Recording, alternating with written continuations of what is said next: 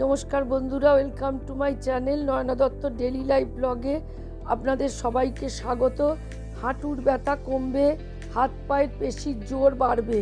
সারাদিন ঘরে বাইরে নানা কাজ করে যারা, পেশার কারণে দিনের বেশিরভাগ সময় দাঁড়িয়ে থাকে, হিল জুতো পরা, অতিরিক্ত ওজন, পায়ে ব্যথা হওয়ার বিভিন্ন কারণ, কিন্তু এইগুলো বিভিন্ন কারণে কিন্তু পায়ে ব্যথা হতে পারে। পেশি পা দুর্বল হয়ে পড়ে, কিন্তু পা দুর্বল হয়ে পড়লে খুব মুশকিল। পায়ের পেশির জোর বাড়বে, সায়াটিকার ব্যথা কমবে একটি মাত্র আসনে। বয়স 40 পেরোলেই শরীরে ক্যালসিয়ামের ঘাটতি দেখা দেয়। সেই সময় পেশির ব্যথা, অস্থিসন্ধির ব্যথা বড় সমস্যার কারণ হয়ে দাঁড়ায়। অনেক মহিলার ক্ষেত্রেই বাতের ব্যথা বেদনাও ভোগায়। তাই এই সময়টাতে নিয়ম করে শরীরচর্চা করা খুব জরুরি। এটি হচ্ছে নটরাজ আসন। এই একটি মাত্র আসনে কিন্তু আপনার পায়ের ব্যথা, পেশির জোর বাড়বে, পায়ের ব্যথাও কমবে, পেশির জোরও বাড়বে।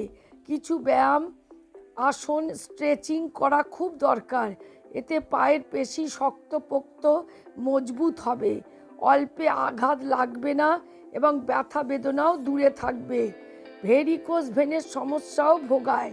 প্রাত্যহিক জীবনে যাদের পায়ে অত্যন্ত চাপ পড়ে, তাদের পায়ের শিরায় এক ধরনের সমস্যা দেখা যায়।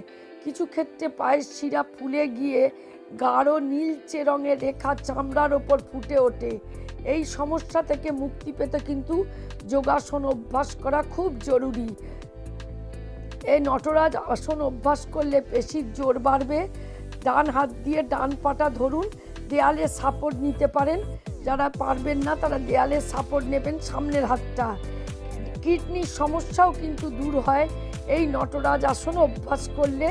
ম্যাটের ওপর সোজা হয়ে দাঁড়িয়ে পড়ুন, কোমর পিঠ যেন টান টান থাকে। ডান হাঁটু ভাঁজ করে যতটা সম্ভব পেছন অর্থাৎ পিঠের দিকে নিয়ে যাওয়ার চেষ্টা করুন। ডান হাতটা ডান কানের পাশ দিয়ে কাঁধের ওপর তুলুন, শ্বাস প্রশ্বাস স্বাভাবিক থাকবে। শরীরের ভঙ্গি এমন হবে যাতে ডান পায়ের পাতা বৃদ্ধাঙ্গুষ্ঠ ডান হাত দিয়ে ধরা যায়। শরীরের ভারসাম্য সেই মতো রাখতে হবে। এইভাবে নিয়মিত অভ্যাস করুন, পুরো শরীরের ভার থাকবে বাঁ পায়ের ওপর। এই ভঙ্গিমায় থাকতে হবে 30 সেকেন্ড, তারপর আগের অবস্থানে ফিরে আসতে হবে। এর অনেক উপকারিতা আছে নটরাজ আসনে।